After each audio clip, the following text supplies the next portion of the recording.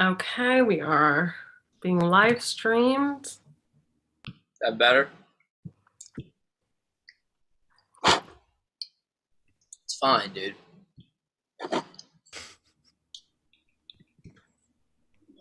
All right, guys, we are indeed live. Hey. So we're just gonna give it a good minute or two for people to start kind of getting the link. Shay, who you guys met previously, is grabbing the link as we speak. I'm just gonna let her know we are officially live and to send me the link.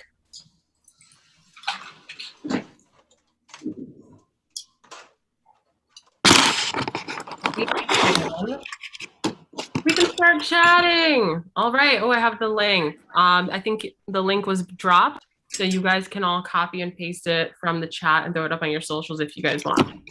Got it. You guys see it? Yep. All righty. All right. We are indeed live. You guys are our first panel of the day of NanCon. It's so exciting. I'm so grateful to have you guys here today. You guys are all wonderful. And before we get officially started, I'm going to mention it about 4 more times. If I don't mention it 4 times, somebody yell at me. We have 2 birthdays. 2 birthdays. Just 2, Rachel and Graham, and it's their birthday. And I just want to thank them immensely for joining us today. I know there's probably 100 other things you'd rather be doing. So this is it. This is where we want to be. Yes. Thank you. And it's nice to hear your voice, Graham. Thank you. So that link, buttery voice. Yes, Graham was having some tech issues earlier, so we weren't sure if he was going to be mute the entire time, but he figured it out. He came through in the end, so thank you for that. If you guys are ready, if you are kind of done tweeting or whatever, we can officially get started. Yeah. Aaron, you good? Yeah, I'm ready. All right. Well, like I said, we're here with the cast of Alpha Rift. I may not have actually said that, so that's the official statement. I'm so excited to have you guys here, and I think we're all very excited to learn about this project. Aaron, Nerd Alert News had you on before. We did a little live interview with you a couple weeks ago, and we're really excited to have you back. Do you wanna start with some opening words? I'm happy to be back. Ready to talk about some Alpha Rift, and yeah, that's about it. Okay. Do you want to get us started on the Alpha Rift chat? What should we know about this project? If you could tell one person just the first thing that comes to your mind about this project, what would it be? It'd be everything that's on the IMDb right now.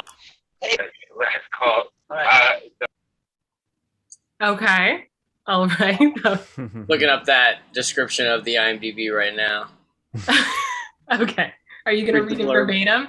I'm gonna read it verbatim. You're gonna read it verbatim. A dramatic reading. Please. Listen, it's a fun action sci-fi comedy that is going to appeal to a wide audience.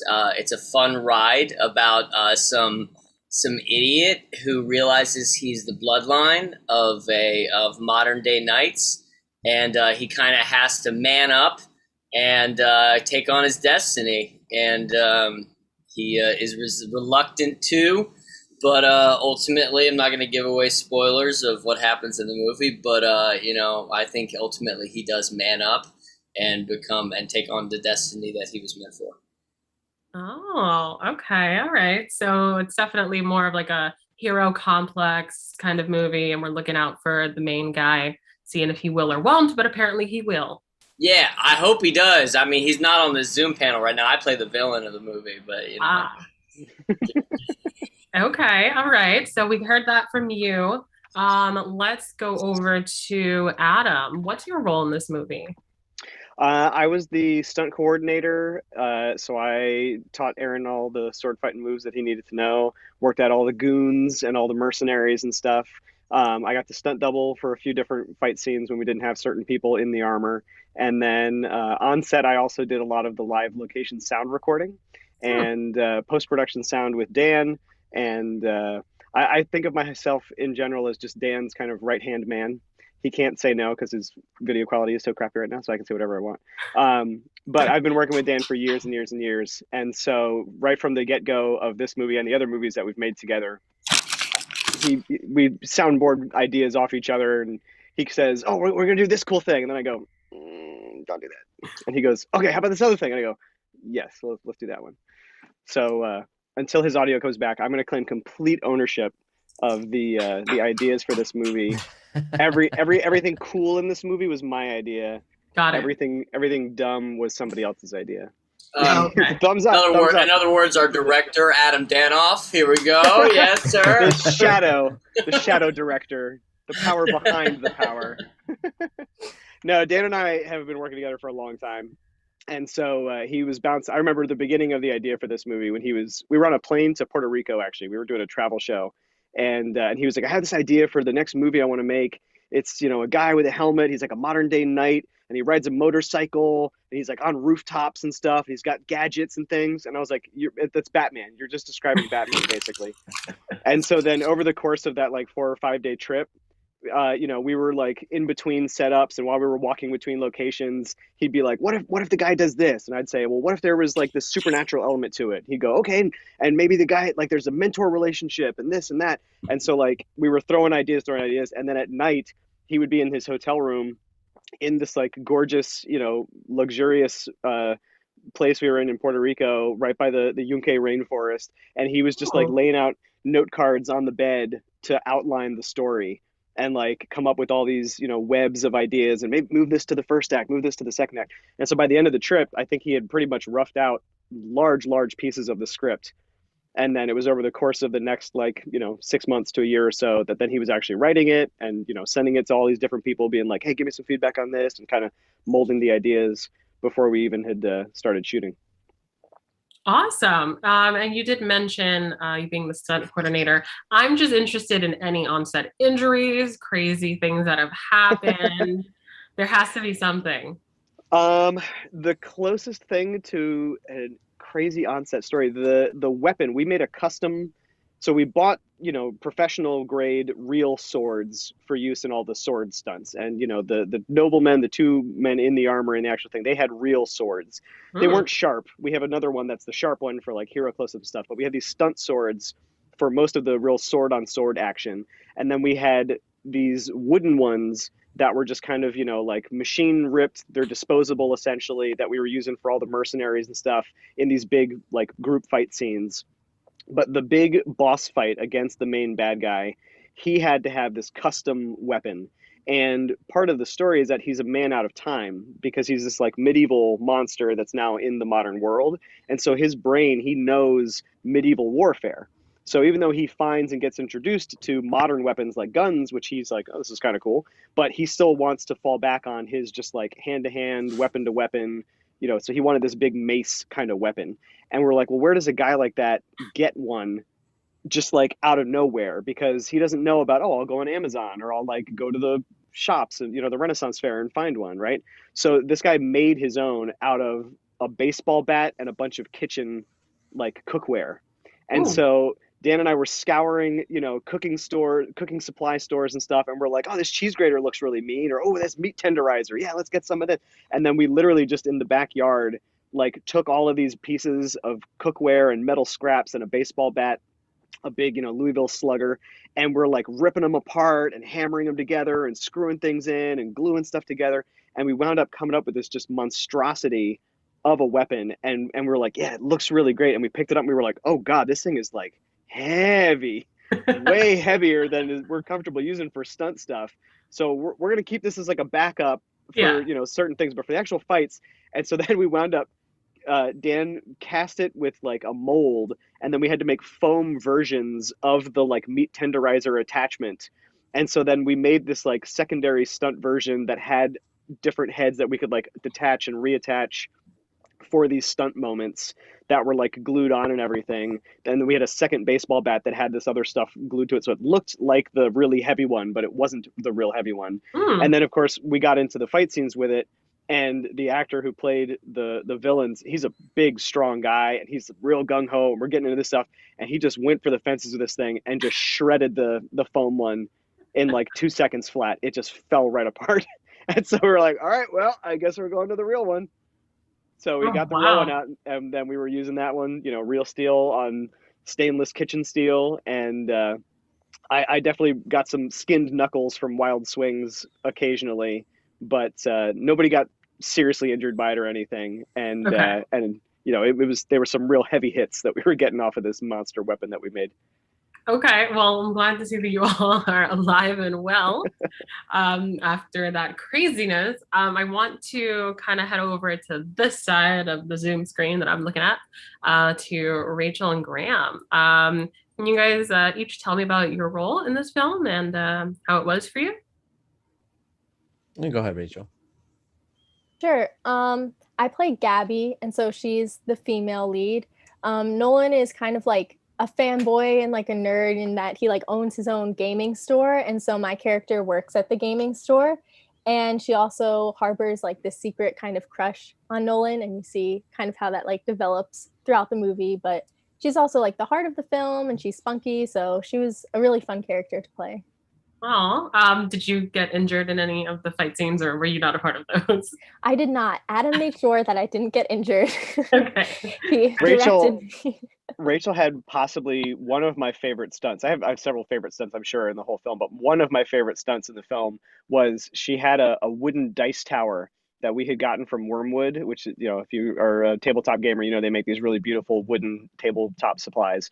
And it was this magnetic collapsible dice tower that we had in the store that they had given us as a product consideration. I was like, I want to feature this thing real great. So we choreographed a scene where she was getting chased by this zombie bad guy, and I had her grab this thing off the table and just crush it on this guy's head, and it just exploded into pieces everywhere because it was magnetic, multiple little pieces anyway, and it looked so great of this thing just flying apart. And the stunt guy's just like, yeah, hit me, it's fine, just hit me again. But Yeah, I Rachel's so felt bad. sweet, she was like, I don't want to hurt this many guy, times? and I'm like, just wail it, just do it, he loves it. Uh, Oh no. I mean, I'm sure there was something therapeutic about it once you actually got in there with a good hit, no? Oh yeah, I mean it was great. I loved smashing things. That was definitely a fun part of the role. I love that. Aaron's cracking up, but it's true. But I did feel bad about hitting that guy on the head, though. I think Jaden wants to do that part in the film where you smash the guy with the dice tower. Yeah. I mean, that sounds super fun. Well, it's the best product placement ever, I'll tell you that much. So I'm sure. Graham, did you have anything nearly as exciting? Yeah, well, so I play a guy called Vickers. I guess the simplest way of kind of putting my role is that sometimes a character like Aaron's needs motivation. Sometimes he needs to be put in line, and sometimes people believe in him and some people don't. So I'm kind of there to perhaps guide his journey a little bit. I guess you could say it that way. And as far as wild stuff, yeah, well, I mean, we Aaron and I have a couple scenes that things get a little intense, and without saying too much, actually one story I can tell is because of the interesting shoot schedule of this film.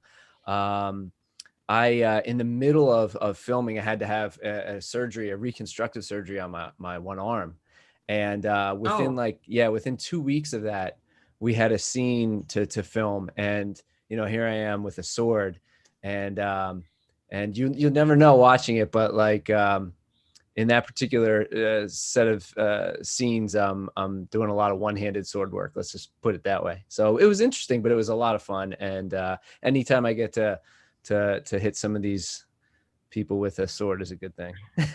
Graham, we say you were doing the David Prowse. You're just doing the time-honored tradition, like David Prowse in Darth Vader's suit. That's correct. Just one-handed fighting. One-handed. That's it. Who was your favorite person to hit? I'm not sure if I could say who all I hit. Okay. But on or off film, anytime I can hit Aaron is a good thing. Yeah, like basically it was just Graham showing up saying words to Aaron, who was just saying words and like, yeah, beat him a little bit. well, these guys are being a little modest. There's a really great yin and yang polar opposite between his character, they're called Vickers and Nolan, and these two guys play polar opposites of each other with the same common goal. So it's very fun to see them fight each other and bicker each other, because they literally, one guy's a total slacker and the other guy is a complete military level precisionist. Ooh.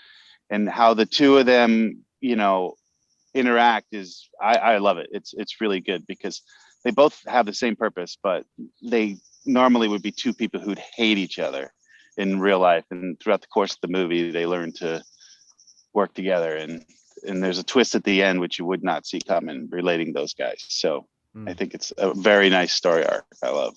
Yeah. And a lot of action and fighting.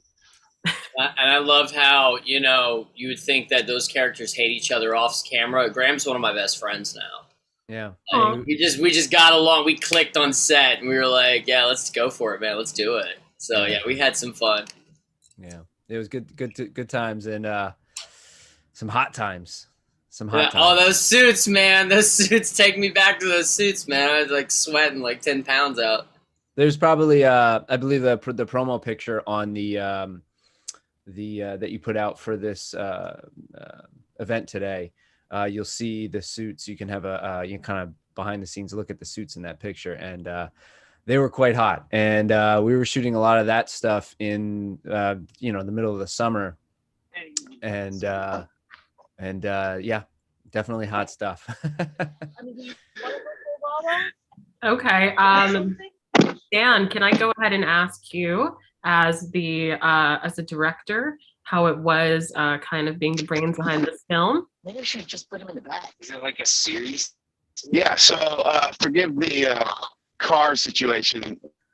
You're right. About 20 years ago, 25 years ago, I had this idea for this fanboy who was in love with this fictional character, and he was sort of a Don Quixote type. And over the years, I just kept evolving the script and evolving the script and evolving the script. But, you know, it's a big action movie with a lot of action sequences, and it's, you know, not cheap. It was definitely something that took a while. So I over the years, I had to make several movies to get my, you know, my level up until we finally got a budget big enough to give this movie the treatment it deserved. And so when we had the chance, you know, we went for it. And, you know, this has been sort of a dream of mine for almost over 25 years. It came out, and it's really, you know, it's really something that if you love Marvel movies, this is going to be your thing, because it's, you know, I wouldn't say it's a Marvel movie, but it's the same kind of audience would love this. So. Okay. That's really cool. Did I just get cut off? Yeah, and what if I might, what you get to kind of piggyback off what he was saying there, is, you know, you get a full story arc, you know, in this nice film. You have backstory, you have origin story, you have the rise of heroes and the fall of villains. It's a really nice arc of a story in a single film, which can also eventually, you know, set off a whole universe of characters and scenarios. So it is in that kind of Marvel theme of things, a really nice full telling of a birth of a universe kind of thing. Yeah, there's action, there's comedy, there's world building, there's, you know, lore, but there's room to grow. So it's Okay. Is this the kind of film that there would be a part 2 or 3 to? There could be. There hopefully will be. Okay. All right. I wanted to ask you guys kind of individually or the group mind, what are you most looking forward to, like reception wise, once the film does come out? Like, is there something that, you know, for each of your characters, you're excited for people to kind of latch on to or chat about, or a specific plot you want to hear, you know, fans' reactions to, anything like that? I'll start this one. I just want people to like the movie.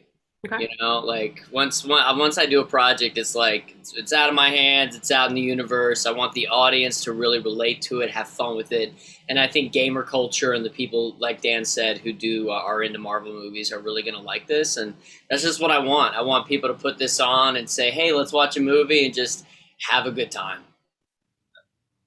Okay. I want to go over to Rachel. I want to hear what she has to say. What are you kind of looking forward to once the movie comes out? I mean, I would echo a lot of what Erin's saying about just excited to be able to share it with people.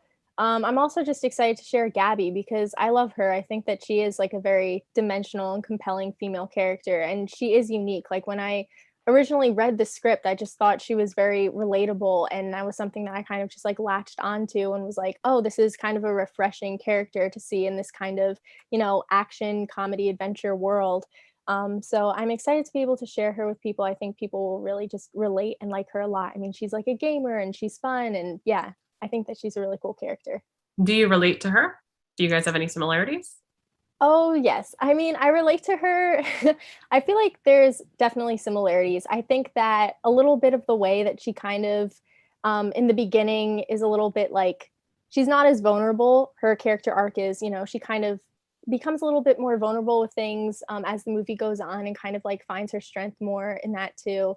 And I think I can relate to being a little bit like guarded in some ways in that, I admire her a lot and I respect her. So I think that her growth is admirable, and I would like to have the kind of courage that she develops through the end of the movie. That's really cool. Graham and Adam, what are you guys looking forward to once the film comes out? Again, I think it's a really fun film. And I want people to, I hope that when people see it, they're just going to enjoy the ride that it takes them on. And I think there's enough character in this film where there's something for everyone to kind of attach themselves to and identify with. My particular character, I think it would be kind of fun if people look at my character and go, man, I don't like that guy, but I kind of do like that guy, but I don't like him, but he's doing this for a reason, that kind of thing. So like, I'm that guy. Whereas, each one of us have some kind of presentation of a person that I think a lot of people can associate with.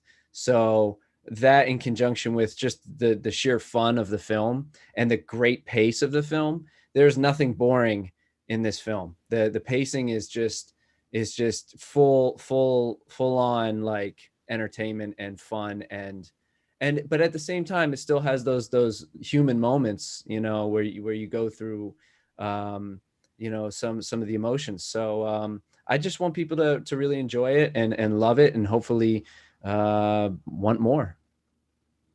Awesome. That's exactly what I was going to say at the end there. But the biggest thing I want people to take away from it is to want more. And, not just from a like business perspective of, we get to make more, but like, dude, I am so in love with the story and this world that this happens in that like, I want to play in this world, I want to be in this world more. So I want the chance to tell more stories, to find out myself, because we have been, to force us to create more of the backstory and to force us to create more of the going forward story of what happens to these characters and what other challenges do they have to meet. I want to do more sword fighting with these characters and against these bad guys and find out, what kind of special powers do they have and what kind of situations are they going to get into? Because that's what I love the most about this whole thing is just the world that it's building and the story of these, these characters and the history behind the helmet and everything. That's awesome. Also, just the ability to work with everybody again too. Like I would love to explore more with these characters, but I also love these people. So yeah, we've made friends and we even have done like other projects and stuff together. And so collaborating with them is just such a joy. So I would definitely welcome the chance to work on another film. Echoing what Rachel said, we actually have kept in touch so much that we do a D&D game every Monday night. Yeah, with two of our other friends. So we've actually played D&D every Monday night, and we've shot a Star Wars fan film that's in post, and the music video D20 that's on YouTube now that's got over 55,000 views on it. And yeah, this I think this story would be best suited as a TV show. It's got real original IP. I think people are going to love it, man, when it comes out. I know people are going to love it, so I'm not worried at all. That's awesome. And like we heard from Rachel, when I asked her if she kind of relates to her character, has any similarities. Do you guys, Erin and Graham, do you have any similarities to your characters? Do you relate? Are you polar opposites? I mean, my guy's kind of a dumbass, so I'm far from that. You know what I mean? Like, very far from. Of course. Yeah, right. Yeah, right. There was a moment where look, my microphone does work. Your microphone does work, Dan. No, Dan, I can't hear you, man. I can't hear you, Dan. I can't hear. No, there was a moment we were shooting, and I had this line, and I was like trying to figure out the process, and Graham looks over at me and he's like, Aaron, just say the line. just say the words. Just say the words, because you are this guy, you know. In my regular life, I'm not much of a slacker, you know. I'm a very aggressive, like, go-getter, but definitely besides that, me and the character are pretty much the same, you know. I'm a nerd for sure. You know, I'm into all that gamer stuff, and yeah, it was just fun. And Dan just wanted Marty McFly, you know, whenever things started getting too serious. So yeah, a lot of similarities, but except for that, you know, that dumbass mentality, just, you know, huge difference, world apart from that character. Yeah. So you buy any of that? You buy any of that? I'm assuming it took you a long time to really find yourself, you know? Oh, I had to like dive deep to be a dumbass, because I was like, oh man, where is this guy? You know, like. Well, Dan, I'm sorry we can't hear you, Dan. Like, sorry, like we gotta go to Graham. We gotta go to Graham now. I love how the most. Yeah, I know. I'm going through a dead zone at the moment. Yeah, the most technically proficient guy on the cast is like always having problems. The guy who can do everything is having problems, Graham. Yeah, well, it's Murphy's Law. Like, there's just this one road which has no reception, and it just happened to be that I had to go down that one road right during the Zoom call. But now we should be good for the rest. But I want to say a note about. Go ahead. Oh no! Go on, please. Yeah. So one note about the character. So the story is about a guy who runs a game shop. He's got a really good life. He's very happy. He's got friends. He's got, you know, his own network. He's got a coworker girl that he flirts with all the time. It's just that, but his life is in that happy space, and he never leaves that happy space. And when there's a magic helmet, and when the magic helmet gets presented to him, his happy place all of a sudden it changes, and he has to leave his happy place to face his destiny. And as part of that, it's a growing process, and you know, and the relationships with his friends and all those other things grow because of that. But of course, there's an action scene every 10 minutes or less too. So there's a lot of, you know, in true action movie style, I'm telling this story with action, as opposed to people sitting in chairs just talking. So it should be entertaining, and if it's not action, there's a joke. So it's totally a popcorn movie. I love that. Okay, and Graham. Yeah, I mean, as far as my character goes, I mean, similarities, I'd say, you know, I think there's an air of focus and discipline in the guy that I'd like to think I have in my life. And, you know, he can be a bit harsh, and sometimes I think that, you know, if I'm telling the truth to somebody, I don't sugarcoat it. But as far as, you know, I mean, that's probably as far as it goes, as far as similarities. You know, I'd like to think that I'm a little more easygoing than this guy probably is in actually, which some of these people recently found out when we did our other project, our short film, because I can come off as a bit serious and focused a lot of times, but when I shift gears, I'm definitely not this guy. As like what you guys don't know about Graham that the audience should probably know, and you too, JD, and he is the biggest nerd out of all of us. He maybe rivals Dan and Adam. Like, Graham is like the biggest Star Wars fan. Like, he knows all about this stuff. He's one of his favorite things is Dune. Like, literally, I did not know that Graham was into that whole culture and stuff. And so it was really great when we did the Star Wars film to see his like funny side come out, because I think he'd be really good in some comedies as well as his work in Alpha Rift. Oh. Yeah, thanks for that, Aaron. Yeah, you know, I think, I think, and that's you know, that's a divide with myself and this Vickers character. you know, Vickers is, you know, a means to an end with like, you know, getting the job done. But in real life, yeah, I'm definitely a nerd, hardcore nerd. I will agree with that. You name it, if it's sci-fi or history or anything. I mean, I'm sitting here, I'm drinking you see who's on my coffee mug there. So Baby Yoda, Grogu.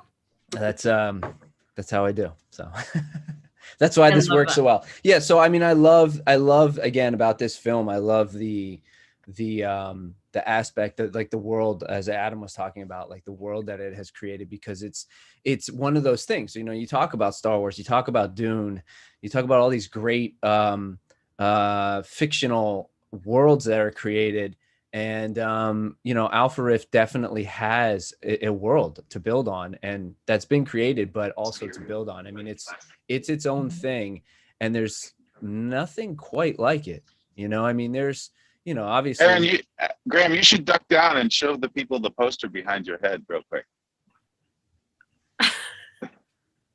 Awesome. We love it. Yeah, don't cut them off, man. So, I mean, no, but along with that, I mean, for people who are, we you know, Aaron mentioned we're in a D&D. You notice there in the poster, I don't know if you can see, maybe right there, there's a D20 right there, I believe. You know, and obviously there's knights, you know, you can gather these things from the photo, but there's a certain incorporation with all of these things that brings about a unique kind of world scenario for people that I think to really kind of get engrossed and involved in. So, yeah. I love hearing that. And a few of you have already mentioned that you guys have worked on other projects together since Alpha Rift. I know this is the Alpha Rift panel, but what other projects have you guys all worked on together? What should we talk about? What should we plug? We got this sick Star Wars fan film coming out. It's gonna be great. It's about this dude who's kind of a scavenger who rolls up on this Sith holocron and is confronted by a Sith Lord and a Jedi, and then so all the things that entail with those IPs is going to be brought into it, and there's some references to some other IPs like Indiana Jones, you know. So that was a blast, and then we did the D20 music video, which was a blast. Graham actually, little did we know, is like freaking Dr. Dre. So when I sent Dan Lance this original song, because you know I'm a rapper as well, I was literally like, hey, I got this idea for this song, and he said, why don't you do like a Nolan Parthmore song? I said, that's a great idea. And he said, why don't you do like a D20 song? I said, Lance, that's a great idea. So then I sent it over to Graham, and Graham was like, oh yeah, I'll make a beat for you. And he sent back this sick beat, and I was like, Graham, where is this coming from? So we did that, and then Dan Lance developed the idea for the concept for the game, I mean for the music video, and we were actually able to shoot in the same venue where we shot Alpha Rift, which was like one of the main locations that we shot Alpha Rift in, which was the Tiki Tiki Board Games game store in Jersey. Wow. And all the cast is in it and stuff, and Rachel got to put on the suit of armor. So yeah, and Adam is dressed as a goblin. What are you, a goblin, Adam? I don't know if we established what race that character was, but it was some kind of green-skinned, ogre-y, goblin something critter. It was great. It was great. You know, we had a rubber mask and we painted it green. Yeah, it's great. Okay. Yeah. And you can watch that now. You can watch that video now. Nice plug on YouTube. Thank you. Yeah. Thank you for that.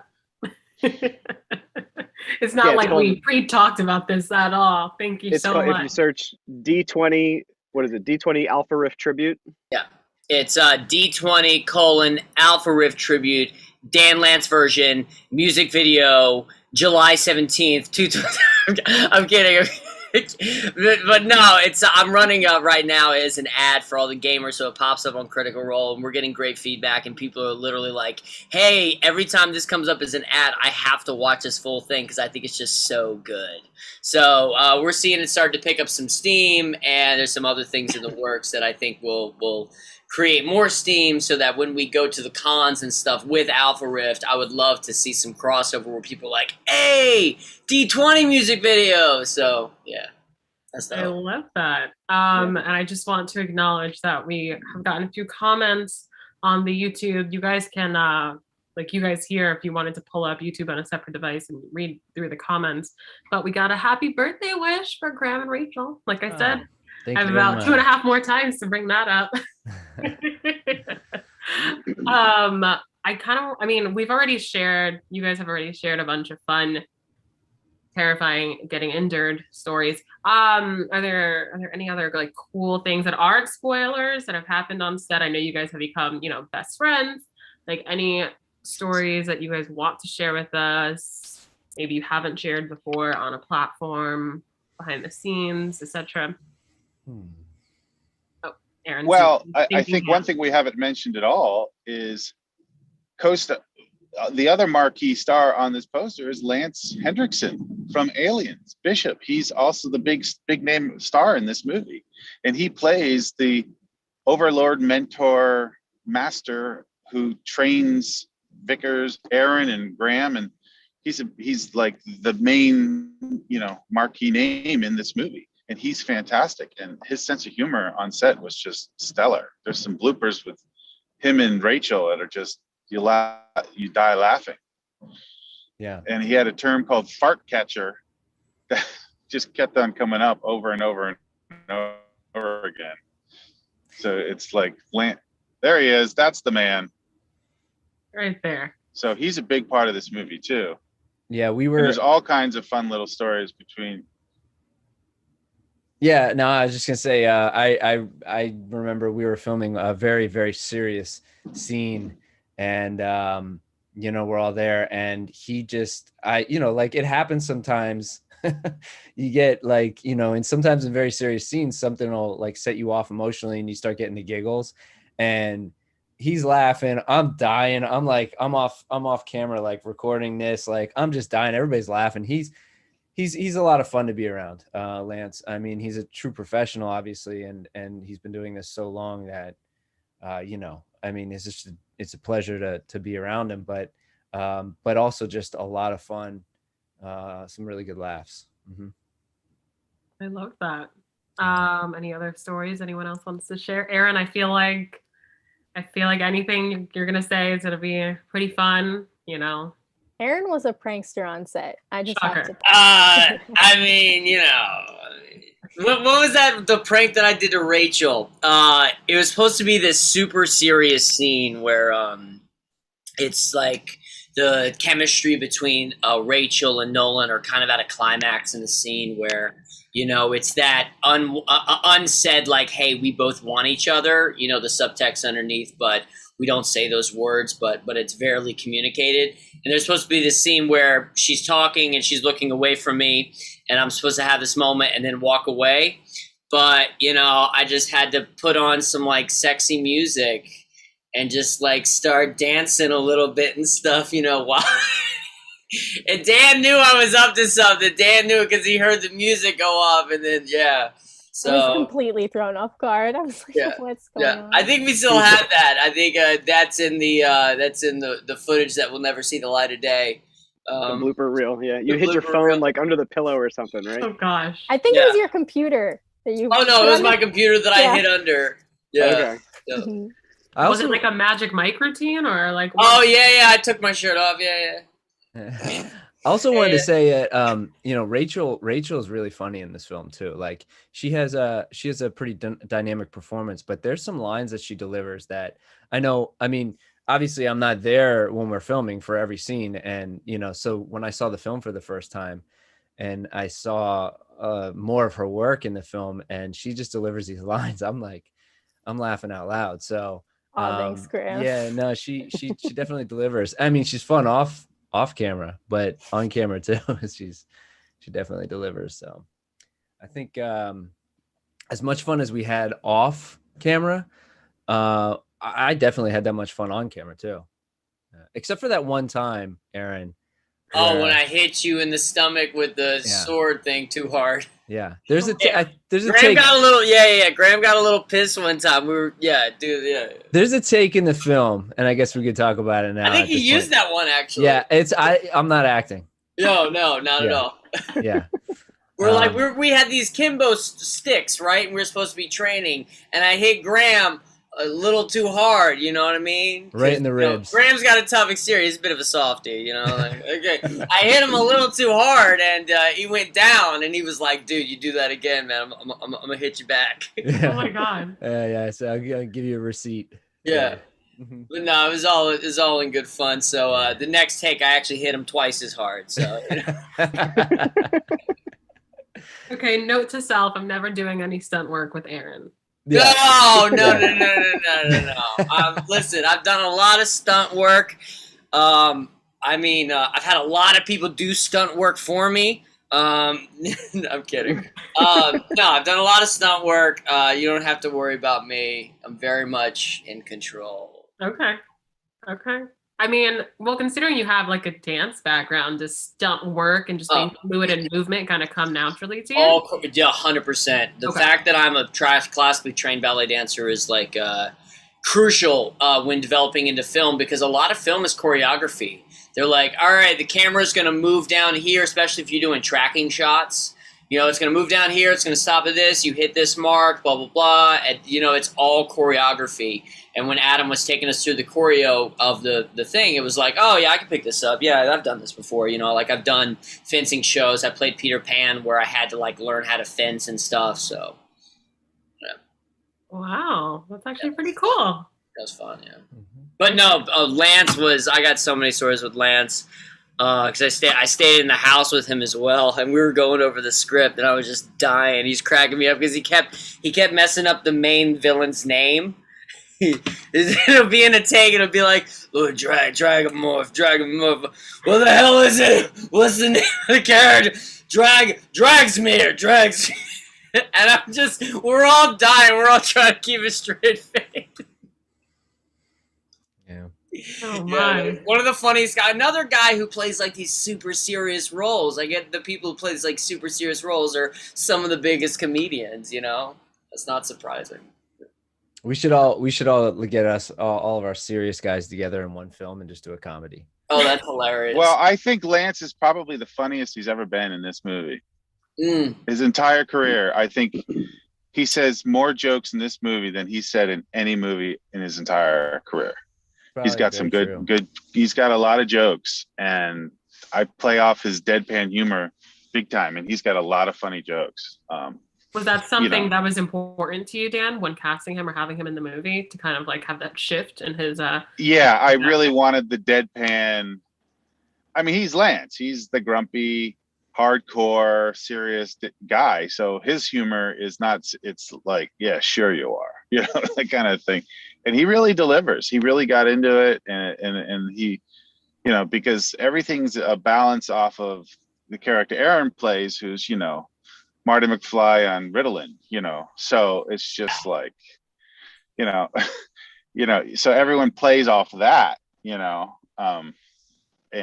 So that's what, you know, Graham plays a hardcore dude, Lance plays a deadpan solemn dude, you know, and in Rachel, she kind of plays his protector almost, because he's just like out of control, and she's the one who's actually the protector in the beginning. So interesting stuff. Okay, so Rachel, your character is kind of a badass. Oh, she's a total badass. Yeah. Oh yeah, she has the distinct right to tell Lance Hendrickson, I call bullshit to him, right to his face. How was that for you? Oh, that was a blast. It was fun to have some attitude and skepticism in the beginning. I mean, my character is very, Nolan's just kind of like gung-ho and like all about, you know, jumping on board with certain things. And like, I mean, it's kind of been expressed already. He's kind of just like a little bit of, I guess, airy in that sense, or I don't know. But I mean, it was fun to kind of play the protective character, the one with a little bit more attitude and sass. So I enjoyed that. Okay, that's actually really cool. We have about 10 more minutes left. We've already been sharing some super fun stories. But if everyone go around in a circle, class, if we want to go around and just, I mean, we've already done it. And as someone who obviously has not seen the film yet and is just as excited as everyone else watching, we've had a lot of laughs here. And I assume I'm going to be laughing even harder when I do get to see the film. Is there anything that each person here has not yet shared that you really want to make sure that, you know, some that you guys get across that you want to let your viewers know? Something we should know about the movie or life in general? Let's try. I have some stock trading tips here that I'd love to get out. Actually, Adam does have a kind of really cool project too. I don't know if you wanted to mention that. Yeah, for sure. Okay. So I'm working on a sword fighting card game right now called Prix de Fer, which is an 18 card sword fighting game. So it fits in your pocket, super portable, plays really fast, and it's on Kickstarter right now. We're over 250% funded. So it's a sure thing. We've unlocked, some stretch goals of improved card quality and additional cards added to the deck and everything. This is the logo here. Okay. Google that, find it right on Kickstarter today. Campaign goes until August 3rd. So jump on board if you like sword fighting and you like tabletop games. And he surpassed his goal within like 24 hours. And now it's like you're at double the money right now. Like people really it's awesome. Yeah, we fully funded in the first 12 hours. And That's so amazing. now since then it's just been going up and up and up. So and it's on Kickstarter, correct? On Kickstarter. How much longer will it be available for people to donate and fund? August 3rd is the end.